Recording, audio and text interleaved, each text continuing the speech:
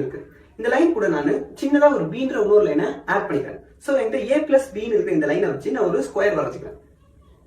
So இப்போ இந்த பெரிய ஸ்கொயருக்குள்ள நீங்க பாத்தீங்கன்னா ரெண்டு சின்ன ஸ்கொயர் இருக்கிறத கவனிக்கலாம். அதாவது இந்த ஏன்ற லைனை வச்சு என்னால ஒரு ஸ்கொயர் வரைய முடியும். அப்புறம் இந்த பீன்ற லைனை வச்சு என்னால திருப்பி இன்னொரு சின்ன ஸ்கொயர் வரைய முடியும்.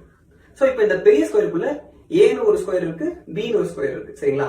ஆனா இப்போ இந்த பி ஸ்கொயரை நான் வந்து இங்க இருந்து மூவ் பண்ணி இப்போ மேல வச்சுக்கிறேன். ஓகே, சோ இப்போ ஏ பிளஸ் பீன்ற லைனை வச்சு வரைஞ்ச இந்த பெரிய ஸ்கொயருக்குள்ள ஏ ஸ்கொயர் இருக்கு, பி ஸ்கொயர் இருக்கு. ஆனா நீங்க ஒன்று கவனிக்கலாம், இது ஒரு ரெண்டு ரெக்டாங்கிள் காலியா இருக்கிறது. சோ இதுக்கு நம்ம பேர் வைக்கலாமா?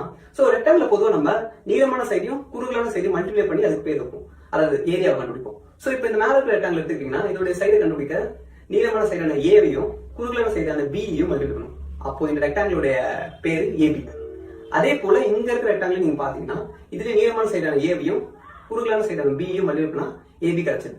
சோ ஏ பிளஸ் பி இந்த லைனை வச்சு உருவாக்குன இந்த பெரிய ஸ்கொயருக்குள்ள ஏ ஸ்கொயர்னு ஒன்று இருக்கு, பி ஸ்கொயர்னு ஒன்று இருக்கு. அது இல்லாம அது கூட ரெண்டு 2ab இருக்கு. இதுதான் நம்ம ஸ்கூல்ல எல்லாம் a plus b the whole square என்ற ஃபார்முலால is equal to a square plus b square plus 2ab அப்படின்னு சொல்லி தராங்க. சோ அந்த ஃபார்முலாவோட ஆக்சுவல் மீனிங் இதான்.